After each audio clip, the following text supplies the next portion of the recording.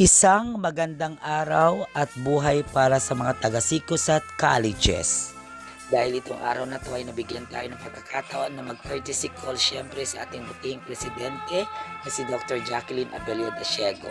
Kasama natin syempre ang ating sports coordinator na si Sir Rudy Gumangan at syempre ang ating coach na si Ma'am Valerie Gacad.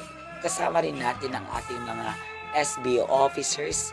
Nandyan siyempre ang ating presidente na si Mark Carvin Olais. Nandyan din ang ating vice presidente na si Ethel Laonora at ang ating secretary na si Fiona Bugawan at ang ating CBO president na si Christine Malanom at siyempre ang ating mga editorial board staff sa Vanguard, ang ating school publication, sa kanilang walang sawang suporta at tulong siyempre sa mga nakaraang laro ng ating mga players, both the basketball and volleyball. Sa inyong lahat, patuloy kayong mabuhay at bigyan parangal ang ating nag-iisang paaralang Sikosat Colleges, the school that builds your future.